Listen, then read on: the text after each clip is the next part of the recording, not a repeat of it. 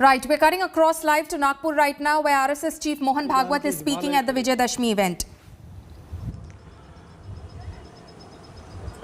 स्वतंत्रता और परतंत्रता, इसके बारे में सबकी कल्पनाएं समान सी थी। यानी 1857 के पहले 1830 के दशक में दक्षिण भारत में वीर पांड्य कट्टेबोमन के नेतृत्व में जो हुआ संघर्ष ब्रिटिशों के साथ, उसकी घोषणा करते समय एक पढ़ा गया, उसको कुंडरा नाम के ग्राम में पढ़ा गया, इसलिए उसको कुंडरा डिक्लेरेशन कहते हैं। उसमें यह कहा गया कि ये जो विदेशी बाहर से आए हैं, इनका रंग सफेद है, इसलिए पूजा में कपूर और भोजन में नमक महंगा हो जाएगा अगर हमने इनको यहां राज्य करने दिया तो। और बहुत बाद में महात्मा गांधी जी ने और एक सत्याग्रह की शुरुआत मुट्ठी भर नमक उठाते हुए की। कहते हैं कि उसके कारण अंग्रेजों के विशाल साम्राज्य की बुनियाद की मिट्टी खसकी। तो इस प्रकार कुछ समान से भाव सबके मन में थे, आपस में संपर्क नहीं था तो भी, और इसलिए ऐसी कई बातें समान सी पाई जाती है उस संघर्ष में। ऐसा एक संघर्ष हुआ और उसके फलस्वरूप हम 15 अगस्त को स्वतंत्र हुए। परंतु कालांतर में स्व की कल्पना ढीली पड़ी, अस्पष्ट हुई। उसके कारण स्वतंत्र होना है, यानी क्या होना है, अपना स्व क्या है ये पता नहीं। स्व का विस्मरण तो बहुत दिनों से चल रहा था और इसलिए स्व को भूल गए तो स्वजनों को भी भूल गए, और अपने आपस में ही भेद इतने बड़े हो गए, उससे हम जर्जर हो गए। एक दूसरे को बराबरी से देखने के लिए तैयार नहीं, आपस में संघर्ष, पंथ, प्रांत, जाति, भाषा, सब प्रकार के भेद, जो विविधता थी उसकी चौड़ी खाइयां बन गई हमको बांटने वाली। और इसमें स्व का भी विस्मरण, ठीक से स्मरण नहीं रहा, विस्मरण हो गया। और इसलिए जो चुनौतियां उस समय की थी उसके सामने एक स्पष्ट नीति लेकर हम खड़े नहीं हुए। कभी इधर कभी उधर ऐसी ढुलमुल बात चली, इसका लाभ विदेशियों ने लिया। और जिस दिन हम स्वतंत्र हुए उस दिन स्वतंत्रता के आनंद के साथ साथ एक अत्यंत दुर्धर वेदना भी हमने अपने मन में अनुभव की। वो टीस अभी तक गई नहीं है, अपने देश का विभाजन हुआ। अत्यंत दुखद इतिहास है वो, परंतु उस इतिहास के सत्य का सामना करना चाहिए, उसको जानना चाहिए। जिस शत्रुता और अलगाव के कारण विभाजन हुआ उसकी पुनरावृत्ति नहीं करनी है। उसकी पुनरावृत्ति टालने के लिए और खोई हुई हमारी अखंडता और एकात्मता को वापस लाने के लिए उस इतिहास को सबने जानना चाहिए, विशेषकर नई पीढ़ी ने जानना चाहिए। क्योंकि अब जो पीढ़ी है वो उसके बाद उसने जन्म लिया है, उसको जानना चाहिए ताकि उसकी पुनरावृत्ति न हो, खोया हुआ वापस आ सके, खोए हुए बिछुड़े हुए वापस गले लगा सके। परंतु इस प्रकार की एकात्मता और अखंडता की पहली शर्त रहती है भेद रहित समताधिष्ठित समाज। पहले हमने अपने स्व को भुला दिया, स्वजनों को भुला दिया, तो भेद जर्जर हो गए। इसलिए हजारों मील दूरी से मुट्ठी भर लोग आए, हमसे बर्बर लोग आए और हमको पादाक्रांत करते चले गए। ये बार बार हुआ, एक बार नहीं हुआ। हूण शक बर्बर यवन आपने सुना है, तब से लेकर तो ब्रिटिशों के अपने यहां पर राजा बनने तक यही इतिहास हुआ। और इसलिए मूल जो अपना स्व है उसके आधार पर अपने स्वजन, उनके प्रति आत्मीयतापूर्ण व्यवहार ये होना चाहिए, क्योंकि अपने देश में उस स्व के विस्मरण के कारण, अपनों के विस्मरण के कारण जातिगत विषमता की समस्या बहुत पुरानी है। बहुत लोगों ने उस विषमता को हटाने के लिए प्रयास किया। विषमता मूलक जो व्यवस्थाएं थी उनको निकाल दिया, समताधिष्ठित व्यवस्था लाने का प्रयास किया। लेकिन व्यवस्था तो व्यवस्था है, वो एक ढांचा है। आखिर चलाने वाला उसका उपयोग क्या करता है उस पर निर्भर है। चलाने वाले के मन में अगर समता है तो व्यवस्था समता की पोषक होती है। व्यवस्था तो बदलेगी ही, विषमता मूलक व्यवस्था टिक नहीं सकती, अप्राकृतिक है और इसलिए वो जाएगी ही। ठीक से जाए इसको देखना, इतना ही काम रहता है। लेकिन व्यवस्था बदलने के साथ साथ या उसके पहले मन बदलना चाहिए।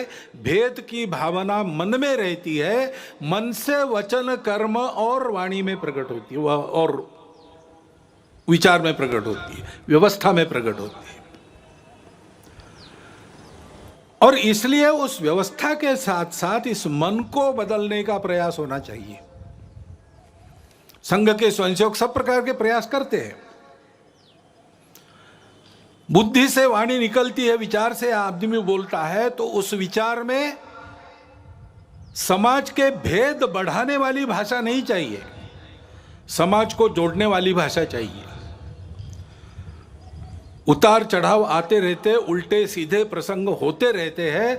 हर प्रसंग पर भाष्य करते समय, लोगों को राह दिखाते समय उनको आपस में जुड़ने की, प्रेम को बढ़ाने की भाषा होनी चाहिए। संवाद सकारात्मक हो। इसलिए सामाजिक समरसता मंच के माध्यम से, गतिविधि के माध्यम से संघ के स्वयंसेवक ये काम कर रहे। व्यवस्थागत व्यवहार भी बदले, इसलिए मंदिर, पानी, स्मशान सबका एक हो, यहां से प्रारंभ हो, इसका प्रयास भी अनेक वर्षों से स्वयंसेवक कर रहे, धीरे धीरे आगे बढ़ रहे। सब प्रांतों में प्रयास चल रहा है। परंतु मन से जाने के लिए तो मिलना पड़ेगा, बातचीत होनी पड़ेगी, अनौपचारिक बातचीत होनी पड़ेगी। और इसलिए पर्व त्योहारों में आपस का मेलजोल, मिलजुल कर जयंतियां, पुण्यतिथियां, विशेष उत्सव, इनको करना। जैसे समाज मिलता जुलता है, वैसे परिवार भी समाज के विभिन्न वर्गों के आपस में मित्रता करे। आना जाना, उठना बैठना, पर्व त्योहारों पर एक दूसरे के घर जाना, परिवार सहित घर पर बुलाना, इस प्रकार के अनौपचारिक पारिवारिक संबंध उत्पन्न हो। ये काम संघ की शाखाओं के माध्यम से और सामाजिक समरसता मंच नामक गतिविधि से संघ स्वयंसेवक कर रहे हैं, क्योंकि भेद रहित समताधिष्ठित समाज स्वातंत्र्य के टिकने की गारंटी है और राष्ट्र के एकात्मता का अधिष्ठान है। भारत की अखंडता और एकात्मता की ये जो श्रद्धा है, वो कोई नई बात नहीं है, भारत में चलती आई हुई बात है। सनातन काल से चलती आई है। उसके लिए लोग काम भी करते आए हैं। हमारे इतिहास में प्राचीन समय से लेकर अब तक बहुत उदाहरण है, बहुत पर्व ऐसे हैं जिससे बार बार इस एकात्मता का और अधिष्ठान मजबूत बनाया गया है। श्री गुरु तेग बहादुर जी महाराज का 400 सालावा प्रकाश वर्ष है। उनका बलिदान क्यों हुआ था? इसलिए हुआ था कि ये जो भारतवर्ष की चलती आई हुई एकात्मता की, प्रेम की, अखंडता की परंपरा है, उसका आधार तो यही है कि हम सब विविधताओं को स्वीकार करते, पूजा की भी विविधताओं को स्वीकार करते हैं। और उस समय देश में यह अत्याचार चल रहा था कि अपनी पूजा बदलो नहीं तो मरो। तो कश्मीर से लोग गुरुजी के पास आए, हाथ जोड़कर सुरक्षा के लिए विनती की। तेग बहादुर जी चले गए दिल्ली बादशाह के सामने और अपनी धर्म श्रद्धा का परिचय देते हुए उनका बलिदान हुआ। उन्होंने अपना सिर दे दिया। परंतु भारतवर्ष में इस प्रकार की पूजा की स्वतंत्रता बनी रहेगी, सबकी पूजा स्वीकार होगी, कोई एक दूसरे की पूजा पर जबरदस्ती नहीं कर सकता। यह जो अपने भारतवर्ष के संस्कृति का सार है उसको उन्होंने दिया नहीं, सिर दिया, सार नहीं दिया। इसलिए हिंद की चादर कहलाए। भारतवर्ष की स्वतंत्रता, भारतवर्ष की एकात्मता, अखंडता के लिए बलिदानों मिनी वीरों की सनातन काल से जो आकाश गंगा यहां चली आ रही है, उस आकाश गंगा के वे सूर्य से थे। वह कल्पना हमारी समान सी है और प्राचीन काल से चलती आई है। स्वतंत्र जीवन कैसा होता है, स्वतंत्रता क्या है? सबके सुख की कल्पना है। मंत्र पुष्प में हम कहते हैं अपुत्रा पुत्रिणः सन्तु पौत्रिणः अधना सधना सन्तु सर्वे सन्तु निरामया। सर्वत्र का भला, ऐसा कहते हैं। सबके सुख की कल्पना, किसी को नहीं छोड़ा, वसुधैव कुटुंबकम मानकर सब जिसमें सुखी हो और सबको एक साथ सुखी करने वाला, मनुष्य मात्र के तीनों पुरुषार्थ एक साथ साधने वाला, मनुष्य समूह सृष्टि को एक साथ सुखी कर सकने वाला, अर्थ कामों को नियंत्रण में रखकर मोक्ष की तरफ चलाने वाला, यह जो धर्म है उस धर्म का आविर्भाव अपने यहां हुआ। वो अध्यात्म आधारित है, अनुभूति आधारित है। हमारे स्वतंत्रता की वह आध्यात्मिक कल्पना है और इसलिए हम जानते हैं पसायदान में उस स्वतंत्र सुखी जीवन की कल्पना ज्ञानेश्वर महाराज ने की है। जे खड़ांची व्यंकटी सांडो तया सत्कर्मी रतिवाड़ो भूता परस्परे पड़ो मैत्र जीवान से दुरितान से तिमिर दावो विश्व स्वधर्म सूर्य पाओ जो जे वांछील तोते लाहो प्राणी जाता। फिर से सबके सुख की कल्पना है, सबके कामना पूर्ति की कल्पना है, परंतु आधार क्या है? दुष्टों के बारे में भी ये कहा उनका टेढ़ापन जाए, उनकी अच्छे कामों में रुचि बढ़े, प्राणी मात्र में परस्पर सौहार्द प्रेम आत्मीयता का संबंध हो, सबके संकट दूर हो, सब अपने अपने स्वधर्म को अनुभूत करके चले, स्वधर्म पर चले, तब सबकी इच्छाएं पूरी होगी। प्राणी जात तो सुखी होंगे, जिनमें प्राण है वो सब सुखी होंगे, सुख दुख का अनुभव कर सकने वाले सब सुखी होंगे। रविन्द्रनाथ टैगोर ने बाद में कहा, कोई अलग बात नहीं की, चित्त जथा भय शून्य उच्च जथा शिर।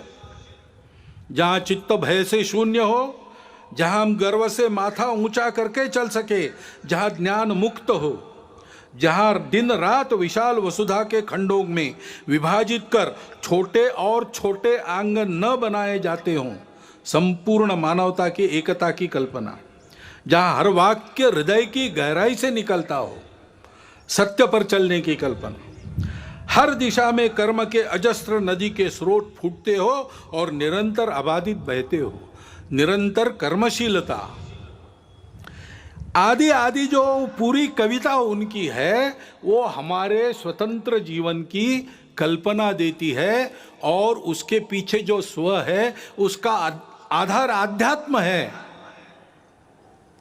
स्पष्ट करती है। और इसलिए योगी अरविंद जिनकी 150वीं जयंती है, उन्होंने भी यही बात कही है, हमारे स्व का अधिष्ठान स्पष्ट किया है, हमारे राष्ट्रीयता की कल्पना को उच्च रव से कहा है। गांधी जी इसी आधार पर बोलते थे, उनको सबूत की आवश्यकता पड़ी तो धर्मपाल जी ने सबूत जुटाए और आजीवन तपस्या की। उसके आधार पर उन्होंने भारतवर्ष के ब्रिटिश का प्रभाव होने के पहले के जीवन का जो चित्र सबूतों सहित किया है, प्रमाणित है, वो चित्र भी, उनकी भी शताब्दी है, जन्म शताब्दी, वो चित्र भी इसी बात की पुष्टि करता है। हमारी इस स्व की कल्पना का आधार अध्यात्म आधारित परस्पर व्यवहार था, संतुलित व्यवहार था, आत्मीय व्यवहार था। उसको हम धर्म कहते हैं और उस धर्म के उदय से सब सुखी होते हैं। सावरकर जी ने कहा कि जब ऐसा हिंदू समाज खड़ा होगा संगठित, तो वो गीता की ही बात करेगा और अपने उद्देश्य को वसुधैव कुटुंबकम यही बताएगा, क्योंकि हम किसी को पराया मान ही नहीं सकते। ऐसा हमारा जो आध्यात्मिक राष्ट्रीयता का स्व है, वो उदय होने से दुनिया के सारे झगड़े समाप्त होंगे, खोया हुआ संतुलन वापस आएगा और ऐसा मानव धर्म उदित होगा, हिंदू धर्म उदित होगा, तो फिर परिणाम ये भी होगा कि मनुष्यों के कलहों पर जिनके दुकान चलते हैं और उनके खोए हुए संतुलन पर जो अपना उल्लू सीधा करते हैं, उनके दुकान बंद हो जाएंगे। और इसलिए हम देखते हैं कि ये न हो, भारत एक विकास के राह पर, बड़ा बनने की राह पर चल पड़ा है, ये हो ना पाए, हिंदू समाज अपने स्व को समझ ना पाए और वैसे ही कटा बटा रहे, इसलिए बहुत प्रयास चल रहे। जो जो भारत का है उसकी निंदा करना, जो जो भारत की है उसकी निंदा करना, भारत के जीवन की, भारत के धर्म की, भारत की परंपरा की, इतिहास की, वर्तमान की, व्यवस्थाओं की, सबकी निंदा करना, भारतीयों के हृदय में स्वयं के बारे में ही अश्रद्धा उत्पन्न करना, ऐसे प्रयास चलते हैं। इतने प्राचीन जीवन से दुनिया देख रही है कि उस जीवन में इतने लंबे समय से चलते हुए मूल्य है।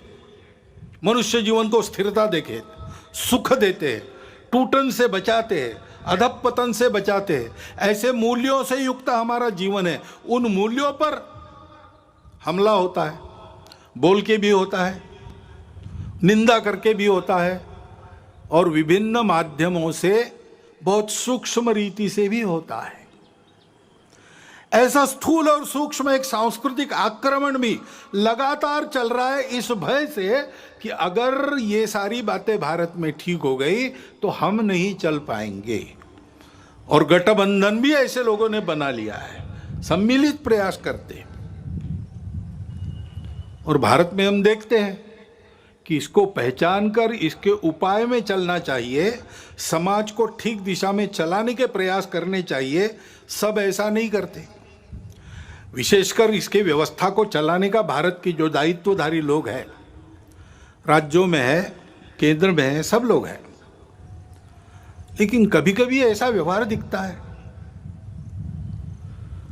यानी एक भारत का ही राज्य है, दूसरा भी भारत का ही राज्य है, उसकी पुलिस आपस में युद्ध करती है, गोलियों से लोग मारे जाते हैं। हम एक देश के वासी हैं कि क्या है?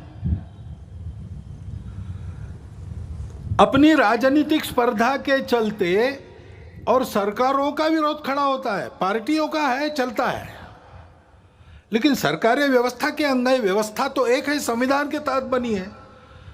संविधान के तहत हम फेडरल स्ट्रक्चर है, लेकिन संविधान के तहत ही we the people of India, हम एक देश के लोग हैं, हमारा एक देश है, व्यवस्थाएं हमने फेडरल बनाई है, लोग फेडरल नहीं है।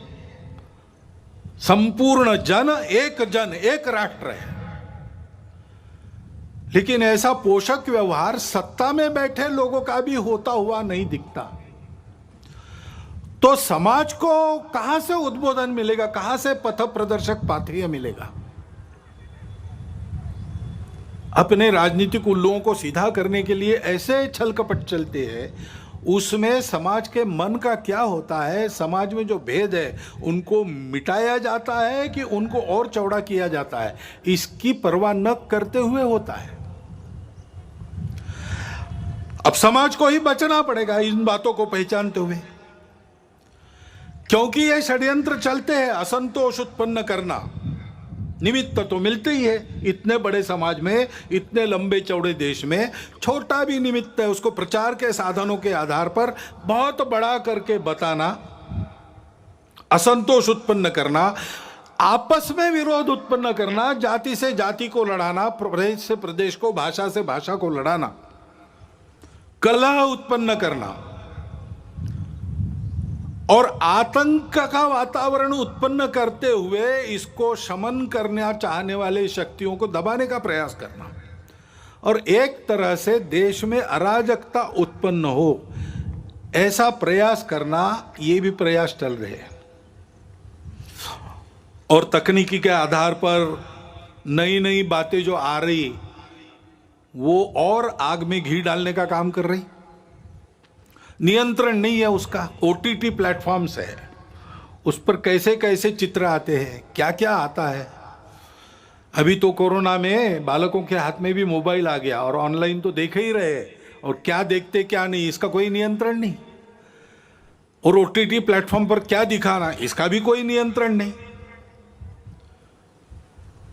देश में तरह तरह के नशीले पदार्थ आते, उनकी आदतें बढ़ रही है, वो कैसे रोकी जाए, कैसा हो पता नहीं।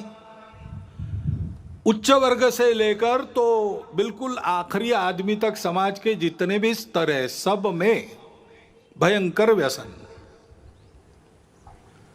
और उस व्यापार से आने वाला पैसा किसके हाथ में जाता है हम सबको पता है। देश विरोधी कार्यों में उसका उपयोग होता है, सीमा पार के देश उसको प्रोत्साहन करते हैं। ऐसी सारी बातें चल रही है और अनियंत्रित बातें भी बढ़ रही है। बिटकॉइन जैसी करेंसी है, किस राष्ट्र का, किस नियम का उस पर नियंत्रण है मुझे नहीं पता। एक स्पर्धा खड़ी हो रही है। इन सब बातों को नियंत्रित करना, समाज के हित में चलाना, ड्रग्स जैसे व्यसनों का पूर्ण निराश हो इसका प्रयास करना, ये शासन को करना चाहिए, करना पड़ेगा। परंतु शासन तो अपना काम आज नहीं कल करेगा, करने का प्रयास कर भी रहा है, वो यशस्वी आज न कल होगा। परंतु तब तक के लिए इसका बचने का क्या, और बाद में भी बचने की क्या बात है, कैसे होगा। तो अपने यहां पर एक वाक्य सर्वत्र लिखा मिलता है, मन का ब्रेक उत्तम ब्रेक। समाज का मन तैयार होना चाहिए, नई पीढ़ी का मन तैयार होना चाहिए। बालकों का, शिशुओं का मन घर में तैयार होता है। नव तरुण होने के बाद जब दुनिया में जाता है और दुनिया के आगे खड़ा होता है तो उस व्यक्ति को क्या लेना, क्या नहीं लेना, क्या ठीक है, क्या गलत है, इसका विवेक जो मिलता है वो घर से तैयार होके मिलता है, माता पिता के आचरण के उदाहरण से मिलता है, घर में जो अपनी कुलरीतियां पद्धतियां चलती है उसके संस्कारों से मिलता है। उनको ठीक करने से बहुत सारी बात बिना शासन के भी हम कर पाएंगे। और इसलिए कुटुंब प्रबोधन की गतिविधि हमारे स्वयंसेवक चलाते हैं। सप्ताह में एक बार कुटुंब के लोग बैठते और आपस में संवाद करते हैं, मुक्त चर्चा करते हैं। स्वभाषा स्वभूषा, अपना भजन भवन भ्रमण भोजन किस प्रकार से चलता है, कम से कम अपने घर की चौखट के अंदर हम लोग अपने स्व के आधार पर आचरण करते कि नहीं, घर में अपनी भाषा बोलते हैं कि नहीं, कागजों पर अपना हस्ताक्षर करते हैं तो अपनी मातृभाषा में करते हैं कि नहीं, करना चाहिए। जहां टाल सकते हैं विदेशी भाषा को टालो, जहां उसका उपयोग है और जहां अनिवार्य है वहां तो करना ही पड़ेगा, करेंगे भी, हमको किसी भाषा से थोड़ी बैर है। परंतु स्वभाषा स्वभूषा, अपना भजन अपना भोजन, इसका एक महत्व है। स्व का ज्ञान परंपरागत रीति से पीढ़ी दर पीढ़ी बनता रहे, इसलिए उस आचरण के बारे में चर्चा। और मैं अपने लिए रोज कुछ करता हूं, परिवार के लिए रोज करता हूं, समय देता हूं, पैसा देता हूं, देश समाज के लिए रोज क्या करता हूं, कितना खर्चा रोज करता हूं, इसका विचार होके ऐसे छोटे छोटे संकल्प लेना और उसके आधार पर परिवार में सब लोगों का मन बनना चाहिए, नई पीढ़ी का भी बनना चाहिए। तो इस प्रकार के विपरीत वातावरण में भी उनकी प्रतिकार शक्ति जागृत रहने से, विवेक शक्ति जागृत रहने से वो उचित का ही चयन करेंगे। स्वाभाविकता तो उनका झुकाव अच्छे के तरफ ही है, केवल उसके लिए पोषक उनके मन बुद्धि के संस्कारों को बनाना चाहिए। उसके लिए ये गतिविधि चलती है। हमारे स्वयंसेवक भी और अन्य अनेक लोग भी ये काम कर रहे हैं। अभी इस प्रकार के हमारे प्रयास चलेंगे।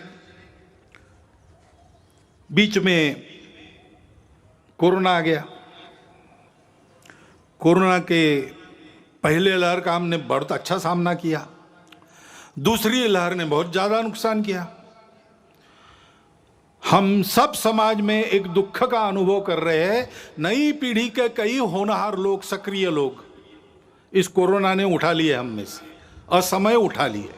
उसका बहुत दुख है, उनके प्रति श्रद्धांजलि है। लेकिन वो होने के बाद भी तुरंत सावधान होकर पूरे समाज ने अपनी जान को हथेली पर लेकर दूसरे लहर का भी सामना किया, यशस्वी प्रतिकार किया। और अब तीसरे लहर की आशंका है तो भी अपना देश कोरोना के प्रतिकार में दुनिया में सबसे आगे है। ये परिस्थिति है।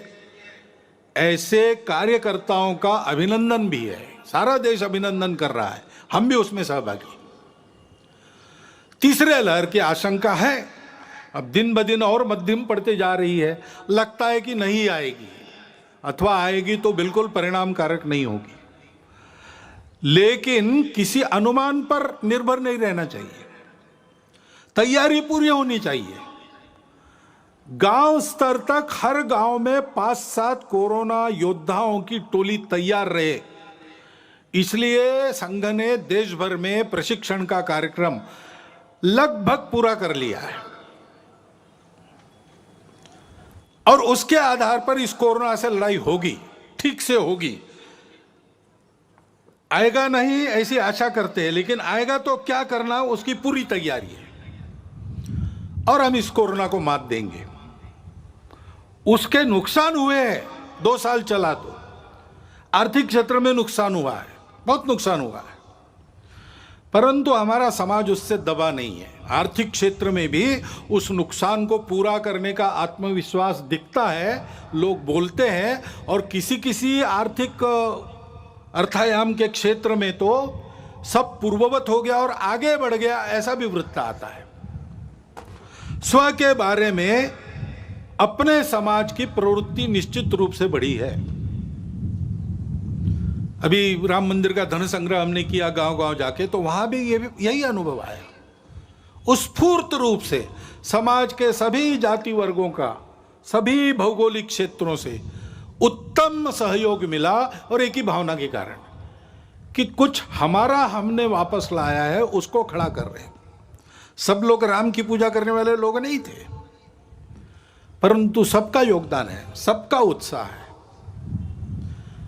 और वो स्व प्रकट भी हो रहा है, वो उत्साह प्रकट भी, उस आत्मविश्वास का परिणाम भी दिख रहा है। अभी ओलंपिक और पैरा ओलंपिक में कितने मेडल, ओलंपिक में 1 गोल्ड, 2 सिल्वर और 4 ब्रॉन्ज, यानी स्वर्ण, रौप्य और कांस्य। और पैरा ओलंपिक में 5 स्वर्ण, 8 रौप्य और 6 कांस्य पदक हमारे खिलाड़ियों ने प्राप्त की। ये उत्साह कहां से आया? बहुत परिस्थितियां उनकी बदली है, ऐसा नहीं है, परंतु देश के लिए कुछ कर गुजरने की प्रवृत्ति बनी है। और इसलिए यह कोरोना की आपत्ति हमारे लिए स्व का चिंतन करने का एक अवसर भी बनी है। हमने अनुभव किया अपने स्व पर आधारित कई बातें कितनी उपयोगी है। उदाहरणार्थ अपने स्वास्थ्य का विषय है। स्वास्थ्य मनुष्य की ऐसी आवश्यकता है, उसको पूरा करने के लिए वो कुछ भी कर लेगा। बीमार है तो उपचार के लिए घर भी बेच देगा, लेकिन अच्छे उपचार और विश्वस्त उपचार जिससे निश्चित ही रहेगी मुक्त, रोग मुक्त होने की, ऐसे उपचार लेने के लिए कुछ भी करता है। तो हमने देखा कि देश में सबकी इच्छा है चिकित्सा सबको सुलभ रहे, सबके पास पहुंच सके, और चिकित्सा महंगी न हो, सब आयु वर्ग के लोग उसका लाभ ले सके। वो सस्ती और सुलभ चिकित्सा पानी है तो स्व के आधार पर क्या विचार करेंगे? पहली बात है कि हमारी परंपरा में केवल इलनेस का, बीमारी का विचार नहीं किया, हमने वेलनेस का भी विचार पहले से किया है। आयुर्वेद में एक पूरा प्रकरण स्वास्थ्य वृत्त है, बीमार नहीं कैसे पड़ना। उसमें जैसे स्वच्छता का महत्व है, उस पर तो कई वर्षों से हम आगे आगे बढ़ रहे हैं। लोक स्वास्थ्य का, पब्लिक हेल्थ का विषय है, उस पर भी हमको बहुत तरीके से आगे जाना पड़ेगा, क्योंकि उसमें शासन को भी बहुत कुछ करना पड़ता है, समाज को भी बहुत कुछ करना पड़ता है। अपने घर की और स्वयं की स्वच्छता तो हम देख लेंगे, अपने मोहल्ले की स्वच्छता पर भी ध्यान देना पड़ेगा। सार्वजनिक स्थानों पर स्वच्छता बरतने की आदत लगानी पड़ेगी। स्वच्छता के लिए नंबर मिलते हैं आजकल शहरों को, अच्छी बात है, लेकिन दिखने वाली स्वच्छता और जहां नहीं कोई देखता वहां स्वच्छता नहीं, ऐसे लोक स्वास्थ्य में नहीं चलता। बीमारी हवा से भी आती है, और इसलिए लोक स्वास्थ्य के नियमों का ध्यान रखना और जीवन शैली मुख्यतः ठीक करना। प्राकृतिक जीवन शैली चाहिए, जितनी प्रकृति के पास रहेगी उतना हम स्वस्थ रहेंगे। पर्यावरण के साथ मेल खाने वाली जीवन चाहिए। हम बेतहाशा रासायनिक खेती का प्रयोग करेंगे तो कैंसर तो बढ़ेगा ही। हम अगर हर जगह प्लास्टिक से प्रदूषण लाएंगे तो हम जिस सांस से हवा भरते हैं वो सांस अपनी विषैली हो जाएगी। और इसलिए हमारे यहां पानी का उपयोग ठीक से करना, नाप तोल कर करना। पानी सबके लिए आवश्यक है, लेकिन अगर हम पानी को अमर्यादित खर्चा करने लगे तो सबको पानी नहीं मिलेगा, और सब सुखी होंगे तभी हम सुखी होंगे, नहीं तो नहीं होंगे। प्लास्टिक का उपयोग कम से कम करना चाहिए, कम से कम, जिसको अंग्रेजी में सिंगल यूज प्लास्टिक कहते हैं, उसको तो आप जीवन से हटाने की बारी आ गई है। और जहां बनता है, घर से लेकर, आंगन से लेकर, मोहल्ले, गांव, जंगलों, खेतों तक हरियाली बढ़ाना, वृक्षारोपण करना, ये करने की आवश्यकता है।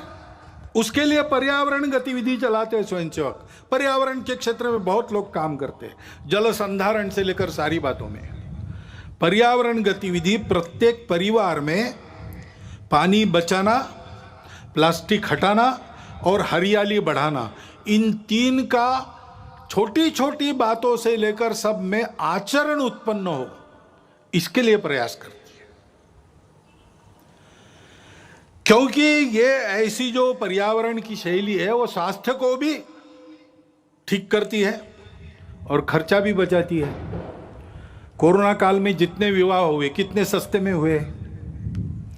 हमारे ध्यान में कई बातें आ गई कि हम जो खर्चा करते हैं वो कितना खर्चा फालतू होता है, इससे कम में हम जी सकते हैं।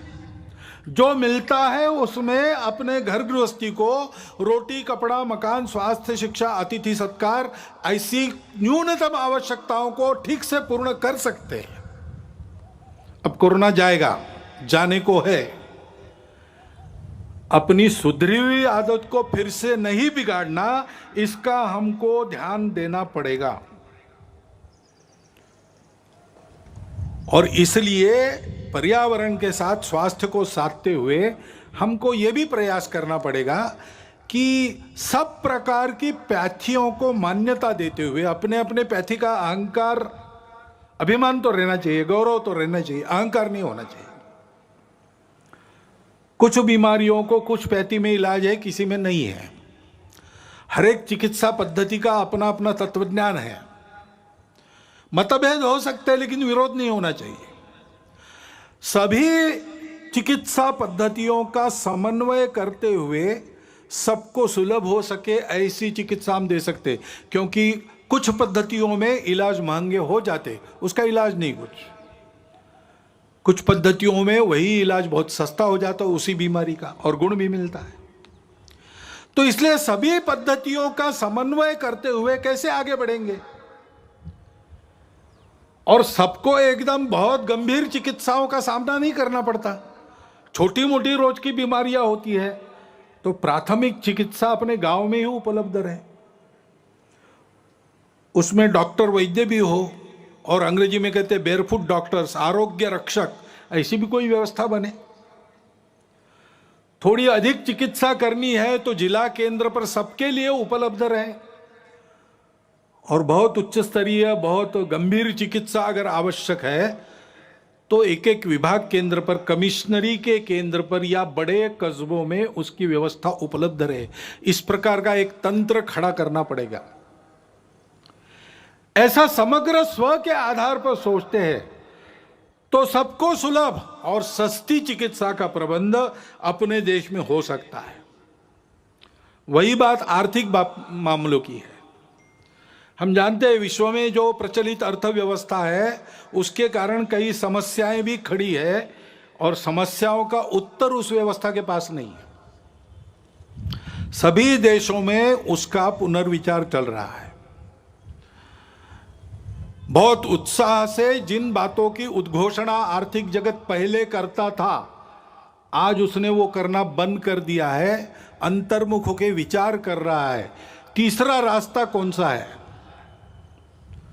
तीसरा रास्ता हम दे सकते हैं।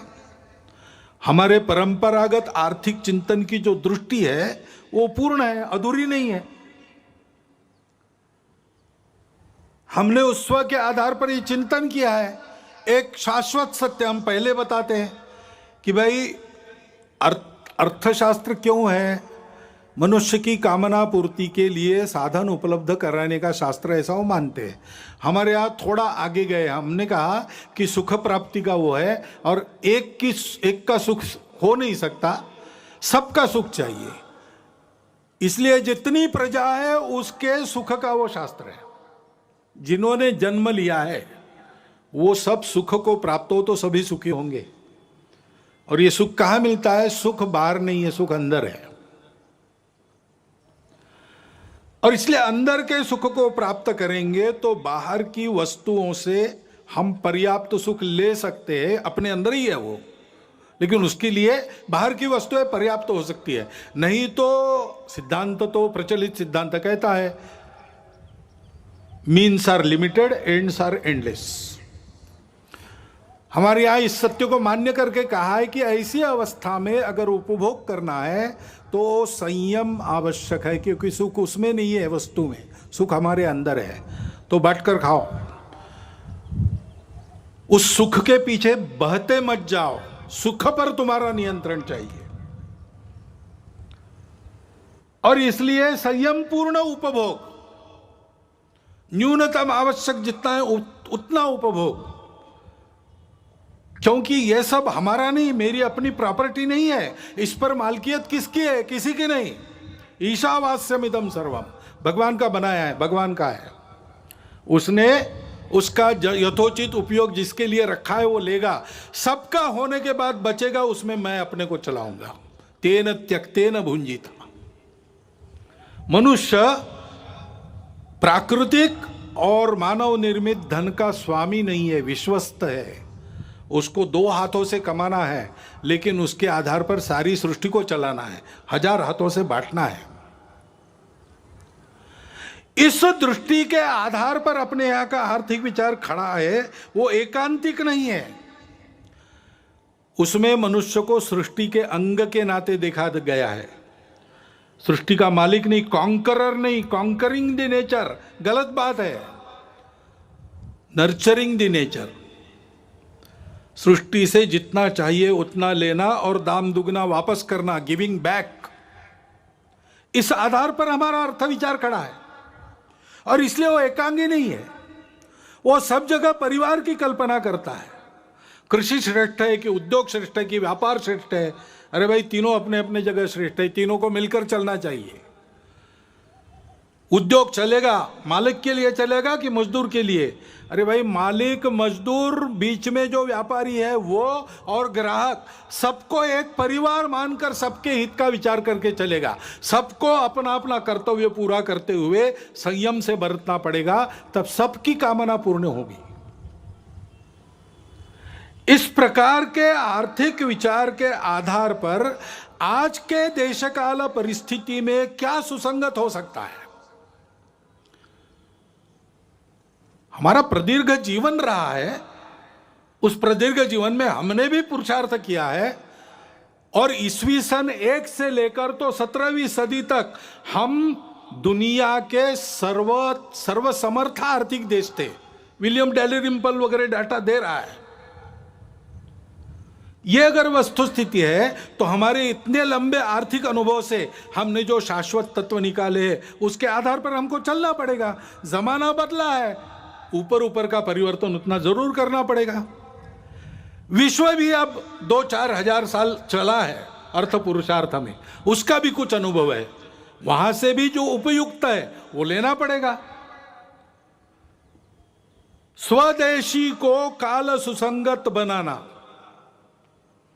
और विदेशी को देश सुसंगत बनाना, इसके आधार पर अपने स्व पर आधारित एक नया आर्थिक प्रतिमान संपूर्ण दुनिया को देना, ये दुनिया की अभी आवश्यकता है। और स्वातंत्र्य में हमारे स्व के प्रगटीकरण का एक स्वाभाविक आविष्कार है, इसकी चिंता हमको करनी पड़ेगी। और ये बात जब सोचते हैं तो एक सब लोग आजकल कहते हैं, पहले इतना नहीं कहते थे, आजकल कहते हैं, वो कहते हैं ये जनसंख्या क्या करेंगे, बढ़ती जा रही। तो जनसंख्या नीति तो होनी चाहिए। अपने यहां विचार हुआ है, एक परिवार में 2.1 ऐसा कहा है ना, 2 बालक रहे, ऐसा विद्वानों ने मिलकर निश्चित किया, सरकार ने उसको स्वीकार किया, ये सब हुआ है।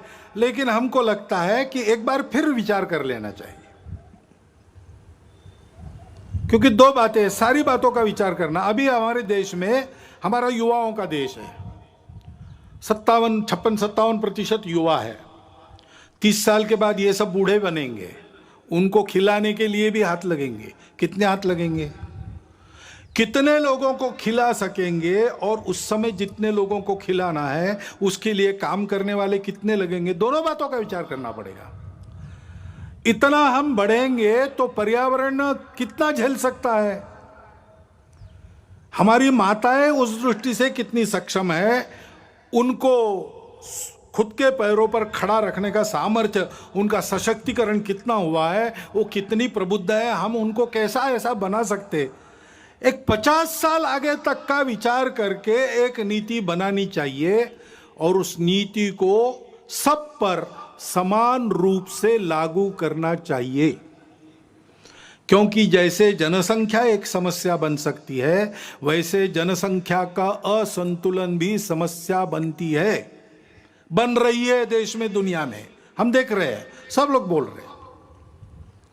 इसमें किसी के प्रति बुरा भाव नहीं रहता है। अरे इसलिए हमने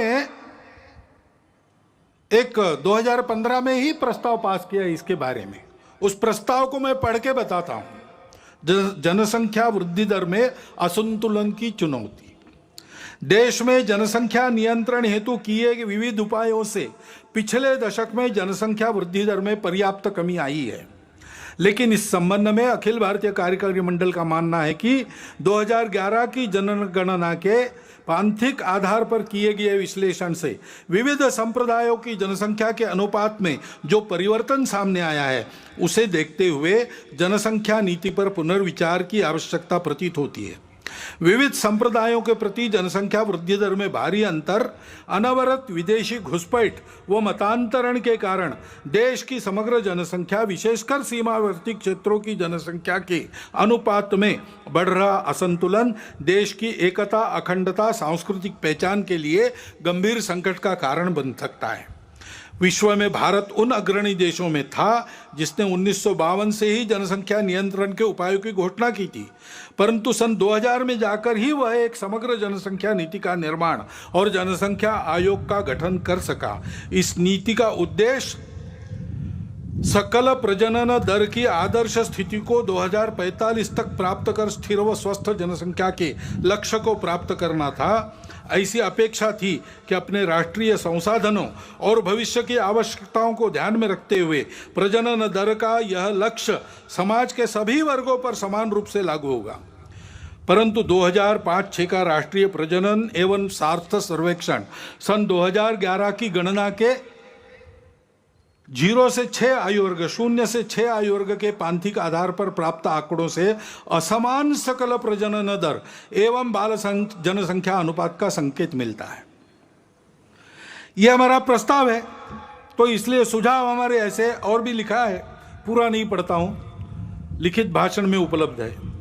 देश में उपलब्ध संसाधनों, भविष्य की आवश्यकताओं एवं जनसांख्यिकीय असंतुलन की समस्या को ध्यान में रखते हुए देश की जनसंख्या नीति का पुनर्निर्धारण कर उसे सब पर समान रूप से लागू किया जाए। सीमा पार से हो गई अवैध घुसपैठ पर पूर्ण रूप से अंकुश लगाया जाए। राष्ट्रीय नागरिक पत्रिका का निर्माण कर इन घुसपैठियों को नागरिकता के अधिकारों से तथा भूमिकरित के अधिकार से वंचित किया जाए। जो अनधिकृत प्रवेशकारी लोग हैं वो हमारे देश में बसने वाले, सदियों से बसने वाले, पीढ़ी दर पीढ़ी बसने वाले नागरिक बने हुए, किसी के प्रति ये बात नहीं है। और देशवासियों का ये आह्वान है कि जनसंख्या में असंतुलन उत्पन्न कर रहे सभी कारणों की पहचान करते हुए जन जागरण द्वारा देश को जनसांख्यिकीय असंतुलन से बचाने की सभी विधि सम्मत प्रयास करें।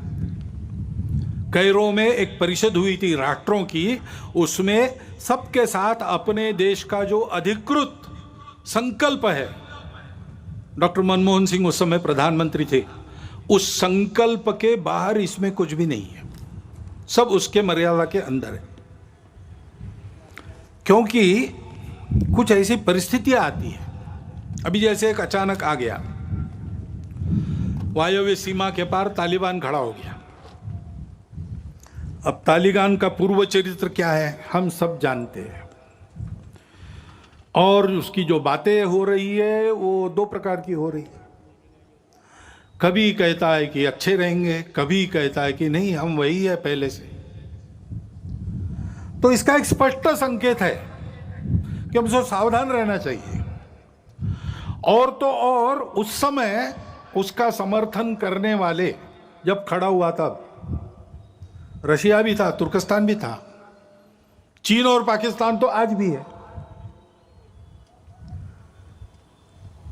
अब तालिबान बदला भी होगा, पाकिस्तान बदला है क्या? ऐसा तो बिल्कुल नहीं है। चीन का इरादा भारत के बारे में बदला है क्या? ऐसा तो बिल्कुल नहीं है। और इसलिए यह मानते हुए भी हृदय परिवर्तन हो सकता है, बुरा से बुरा आदमी भी बदल सकता है, बातचीत से, संवाद से बातें हल होती है, प्रेम से, अहिंसा से मामला ठीक हो सकता है, इसको मानना चाहिए, इसके प्रयास भी जारी रखने चाहिए, लेकिन अपनी सावधानी, अपनी तैयारी को पूर्ण रखते हुए हमको सजग भी रहना चाहिए। हमारी सीमा सुरक्षा और अधिक चाक चौबंद होने की आवश्यकता है। जहां बार बार आक्रमण होते वहां तो ठीक ही है, लेकिन जहां नहीं होते ऐसा हम कहते हैं, लेकिन चोरी छुपे होते रहते हैं, सागरी सीमा है। हमारे सागरी प्रदेश में जो टापू है, देश के अंदर की बातें हैं, इन सबको बहुत अच्छा करना चाहिए। इंटरनेट के उपयोग के कारण अब साइबर सिक्योरिटी का भी प्रश्न खड़ा हो गया है, उसके मामले में हमको बहुत आगे जाना पड़ेगा, हम जाएंगे। और ऐसी बातों का परिणाम अंदर उपद्रवी लोगों के मनोबल पर न हुआ तो भी वो कुछ न कर सके, ऐसा हमको ठीक रखना पड़ेगा। अभी अभी जम्मू कश्मीर में होकर आया, वहां सामान्य जनता को 370 हटने के अच्छे लाभ मिल रहे हैं, उसको तो मानते हैं, लेकिन और आगे बढ़ते हुए उनका देश के साथ सात्मीकरण हो, इसके प्रयास बढ़ाने की आवश्यकता है। मन से एक होना चाहिए। भारत से किसी भी भारतीय के रिश्ता लेन देन का नहीं है। हम भारत माता के पुत्र हैं, हम भारत के अंग हैं। कश्मीर की जनता को, उसके मन में उस भावना को हमको विकसित करना पड़ेगा। इस दृष्टि से शासन के, समाज के, दोनों के प्रयास चल रहे हैं और बढ़ने चाहिए, उसमें गति आनी चाहिए। ये अगर हम करते हैं तो फिर आतंकवादियों की गतिविधियों का भी बंदोबस्त करना पड़ेगा। अभी 370 हटने के बाद उनके प्रति जो डर था वो भाग गया। अब वो डर से ही काम लेते थे, तो उस डर को वापस लाना उनके लिए आवश्यक है। इसलिए चुन चुन कर जैसे पहले करते थे, मनोबल गिराने के लिए टारगेटेड वायलेंस, लक्षित हिंसा वो कर रहे हैं। उद्देश्य कई है उनका कि अपने डर को फिर से स्थापित करना, और समाज वहां संघर्ष कर रहा है। वो कह रहा है कि एक बार डरे डरे अब नहीं डरेंगे, आप डर को वापस नहीं ला सकते। लेकिन शासन को भी बड़ी चुस्ती से इसका बंदोबस्त करना पड़ेगा, तब इस संघर्ष को हम ले लेंगे, जीत लेंगे। हिंदू समाज को ये सब करना पड़ेगा। और हिंदू समाज के अपने भी कुछ प्रश्न हैं, जैसे मंदिरों का प्रश्न है। हिंदू समाज के मंदिरों की स्थिति बहुत अच्छी नहीं है, लेकिन देश के हर भाग में अलग अलग है। दक्षिण के प्राय सभी मंदिर सरकार के अधीन है। छोटे छोटे मंदिर जो स्वतंत्र है वो उपेक्षित है। बाकी भारत में कुछ मंदिर सरकार के अधीन है, कुछ मंदिर भक्तों के अधीन है। सरकार के अधीन भी कुछ मंदिर बहुत अच्छे चलते हैं, बहुत सुंदर, साफ सुथरे, प्रेरणा देने वाले, भक्तों की मदद, समाज की सेवा करने वाले। सरकार के अधीन भी है और भक्तों के अधीन भी मंदिर बहुत अच्छे चल रहे। दिल्ली का झंडे वाला मंदिर है, अपने आप पास में शेगांव का मंदिर है, भक्तों के अधीन है, उत्तम चल रहे, व्यवस्थित चल रहे, पवित्र चल रहे, स्वच्छ चल रहे, और समाज की भी कई प्रकार से सेवा करते हैं। ऐसे व्यवस्थापन की दृष्टि से वैष्णो देवी मंदिर सरकार ने लिया, वो ठीक चल रहा है। जगमोहन जी थे, वो श्रद्धालु थे, इसलिए ठीक हो गया प्रबंध। लेकिन जहां ऐसा नहीं है, वहां क्या हो रहा है? लूट चल रही है। मंदिरों की जमीन बेची गई, मंदिर की संपत्ति हड़पी जाती है। हिंदू मंदिरों की संपत्ति अहिंदू, जिनको हिंदू देवी देवों पर श्रद्धा नहीं है, उनके लिए लगाई जाती है। हिंदू को भी आवश्यकता है, वहां नहीं लगाई जाती। और इसलिए सुप्रीम कोर्ट के निर्णय भी है, सब प्रकार के हैं। यह भी कहा है सुप्रीम कोर्ट ने कि मंदिर के मालिक भगवान है और कोई नहीं हो सकता, पुजारी केवल व्यवस्थापक है। यह भी कहा है सुप्रीम कोर्ट ने कि सरकार व्यवस्था उत्पन्न करने के लिए कुछ समय तक ले सकती है, 1, 2, 3 वर्ष, उसके बाद वापस करना पड़ेगा। और इसलिए एक बार इसका निर्णय होना चाहिए ठीक से। और निर्णय यह भी होना चाहिए, हिंदू समाज इन मंदिरों को कैसे रखेगा, हिंदू समाज की क्या व्यवस्था है अपने मंदिरों को जैसे वो पहले समाज के जीवन के केंद्र हुआ करते थे वैसे चलाने का। क्योंकि हिंदू समाज की श्रद्धा जगे, हिंदू समाज का बल जगे, हिंदू समाज के लोगों के आपत्तियों का निवारण हो, उनको श्रद्धा मिले, उनको सहारा मिले। इस दृष्टि से हिंदू समाज की ये जो सारी व्यवस्थाएं आज भी है, पतित हो गई है, उनको ठीक करने के लिए हिंदू को जगाना पड़ेगा, क्योंकि हिंदू समाज का ऐसा होना ही सारी बातों का आधार है। हमारे देश का स्व आध्यात्मिक है, उसमें अनेक पूजाएं आ सकती है, बाकी पूजाएं समाई भी जा सकती है, वो पूजा पर निर्भर नहीं करता। शासन प्रशासन देश को कैसे चलाएगा एक बात होती है, लेकिन देश को तो सही अर्थों में समाज चलाता है। और अपने समाज का जो स्व है, वो स्व छोटी पहचानों के संकुचित अहंकार को भूलकर उनको स्वीकार करना, पहचानों को उनका पूर्ण सम्मान करना, उन सब पहचानों को आदर और विकास का अवसर मिलना, परंतु उसके अहंकार में फंसना नहीं। उससे बड़ा हम सब एक समाज है। ये संपूर्ण भारतवर्ष हमारी मातृभूमि है। राष्ट्र हमारे यहाँ राज्य आधारित नहीं है, नेशन स्टेट नहीं है। हमारे यहाँ जनपदवती भूमि, ये राष्ट्र का आधार है। जनपद यानी समाज, समाज यानी केवल भीड़ नहीं, समाज यानी एक समान लक्ष्य लेकर आगे बढ़ने वाला समूह, परस्पर आत्मीयता का संबंध रखने वाला, एक मातृभूमि का अपने आप को मानने वाला। ये भारतवर्ष व्यवस्थाओं में भी विविधता, लेकिन सदैव एक राष्ट्र रहा है, और उसका स्व है सभी विविधताओं का स्वीकार सम्मान। सब उपासनाओं का हम स्वीकार कर सकते हैं। ये बात सही है कि उपासना आक्रमणकारियों के साथ भी दुनिया की दो यहां आई है, शरणार्थी होकर भी दुनिया की दो उपासनाएं यहां आई है, यहूदी और पारसी। इस्लाम और ईसाइयत आक्रामकों के साथ प्रवेश कर गई या आक्रामकों के साथ बढ़ी, लेकिन वो इतिहास हो गया। उन आक्रामकों के साथ नाता नहीं है किसी का। सब अपने उन हिंदू पूर्वजों के वंशज है जो इस विविधता को एकता का ही आविष्कार मानकर सबका स्वीकार सम्मान करते थे, आपस में प्रेम से मिलजुल कर रहते थे और सभी एक दूसरे का आदर करके चलते थे। उन्हीं हिंदू पूर्वजों को सब वंशज है। वही भारतवर्ष सबकी मातृभूमि है, जिसके सिवाय किसी को गति नहीं है और कहीं। और उसकी यह सबको अपना मानने वाली सा प्रथमा संस्कृति विश्ववारा, ऐसा गौरव से जिसको कहा गया है, मनुष्य में मनुष्यत्व को जागृत करने वाली उस संस्कृति का असर सब पर है। उस संस्कृति को मानकर सब पर चलना, ये सबने मान्य करना चाहिए। इसमें किसी को पूजा नहीं छोड़नी पड़ती, भाषा नहीं छोड़नी पड़ती, कुछ नहीं छोड़ना पड़ता। अपना कट्टरपन, अपने मन के अलगाव की भावना और अपनी छोटी पहचानों का अनुचित अहंकार छोड़ना पड़ता है। उसका गौरव सुरक्षित रहता है, उसकी प्रतिष्ठा, उसका स्वीकार सम्मान सुरक्षित रहता है।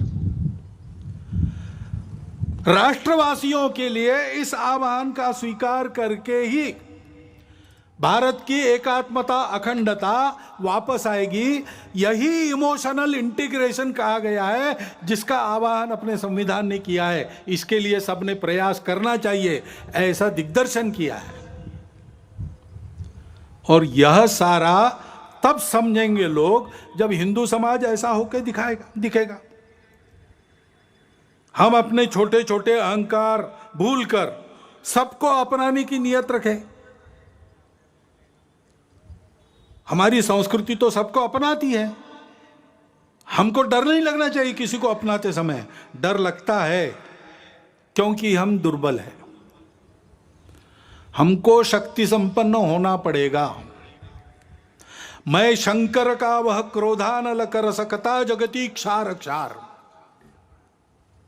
ऐसा बल होना पड़ेगा। लेकिन जगती को क्षार नहीं करना है, भूभाग नहीं, शत शत मानवों के हृदय जीतने का निश्चय। जो हाथ उठाए उसका हाथ न रहे, इतना सामर्थ्य होना चाहिए। लेकिन सामर्थ्य का उपयोग क्या करना चाहिए? दुर्बलों की रक्षा। शील और शक्ति को साथ में लेकर हिंदू समाज को चलना चाहिए, क्योंकि दुनिया दुष्टों की है, वो बिना शक्ति सत्य को भी नहीं मानती। तो हिंदू समाज को अपने भेद भूलकर संगठित होना पड़ेगा, शक्ति संपन्न होना पड़ेगा, सबको समझना पड़ेगा कि इस अर्थ में हम सब हिंदू हैं। इसको समझा, इसलिए तो हमारे इतिहास में राणा सांगा के साथ अकबर से लड़े, बाबर से लड़े, हसन खां मेवाती हो गए। राणा प्रताप के साथ अकबर को टक्कर देने वाले हकीम खां सूरी हो गए। खुदा बख्शा और गौस खां जो अंतिम सांस कर झांसी की रानी और उसके वंशजों के साथ रहे, वो हो गए। पंडित राम प्रसाद बिस्मिल जी के जिगरजान दोस्त अशफाक उल्ला खान जैसे क्रांतिकारी उसी ने हमको दिए।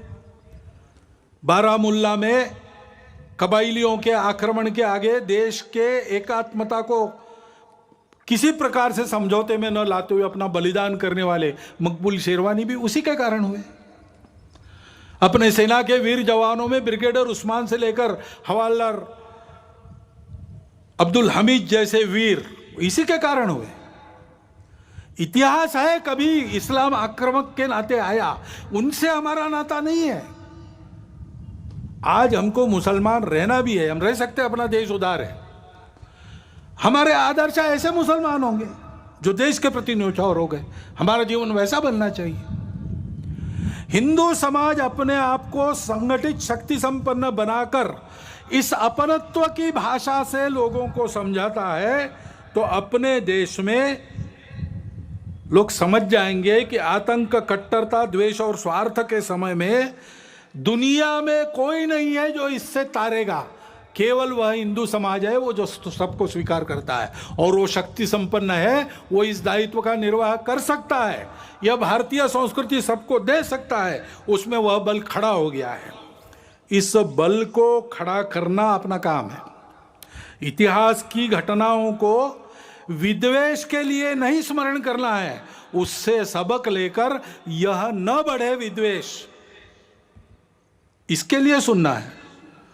जन्मेजय ने व्यास जी को सर्प यज्ञ उसका जब खंडित हुआ तब यही कहा कि हमने सुना कि हमारे जो पूर्वज थे कौरव और पांडव, उनमें बड़ा भयंकर संहारकारी युद्ध हुआ, ये कैसे हुआ?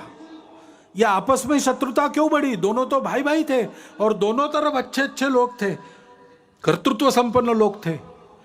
कौन सी ऐसी खटास थी जो दूर नहीं हो सकी? क्या किसी ने उस बैर को शमन करने का प्रयास नहीं किया? ये महाभारत क्यों हुआ बताइए। तब व्यास जी ने महाभारत की कहानी बताई, कलह बनाने के लिए नहीं, कलह मिटाने के लिए बताई। भारत के साथ संपूर्ण मानवता की परस्पर आत्मीयता सदा के लिए अभिन्न रूप से जुड़ी है। उस भारत को, उस परंपरा को, संस्कृति को, समाज को सर्वांग सुंदर रूप से सबल होकर खड़ा होना पड़ेगा। हम सबको हिंदू के नाते व्यक्तिगत स्तर पर बल, साहस, तितिक्षा, धैर्य, ओज, शारीरिक, मानसिक, बौद्धिक तीनों प्रकार का इसकी साधना करनी होगी। समाज के नाते सारी बातों का उपाय करने के लिए सामूहिक कार्य करने का अभ्यास करना होगा। सामूहिकता से चलने की स्वभाव में आदत डालनी पड़ेगी। यह बल किसी की विरोध और प्रतिक्रिया में नहीं है। हमारी फूट के चलते हमको तोड़कर अपने स्वार्थ के उल्लू सीधा करने के लिए सब लोग ताक पर है। इसको समझते हुए, और ये हमारा स्वभाव होना चाहिए हिंदू के नाते, संगठित रहना, बल संपन्न रहना, संपूर्ण मानवता के लिए अपने बल का उपयोग करना। ये कर्तव्य निर्वाह करने के लिए ऐसे हिंदू समाज को खड़ा होना पड़ेगा, क्योंकि जागरूक, संगठित, बल संपन्न और सक्रिय हिंदू समाज ही सब समस्याओं का समाधान है। यही काम तो हम करते हैं। भारत के ओर से भारत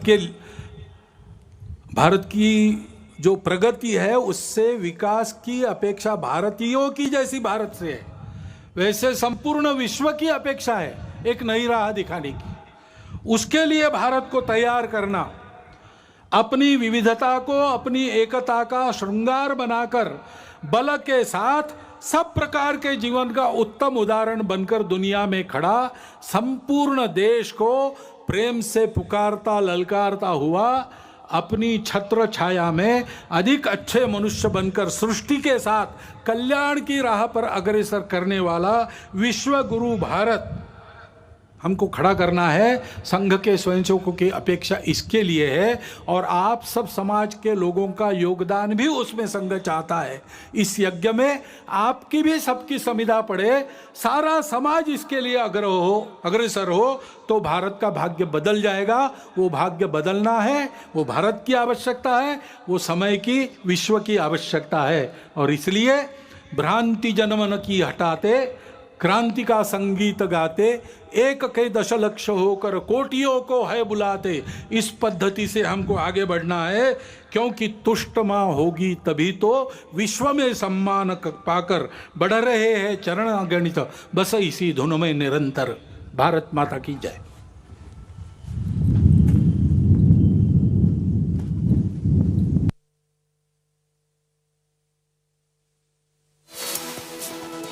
उत्तिष्ठ। You heard there RSS Chief Mohan Bhagwat address the Vijay Dashmi event at the RSS headquarters in Nagpur. He touched upon a lot of issues over there, from the need to stay united and not be divided. He spoke about how police from different states actually clash, and that is not how federal structure should actually be operating, because the country is one to issues like population control policy and the need for one. We're slipping into a short break right now. News and updates will continue on the other side. Stay tuned.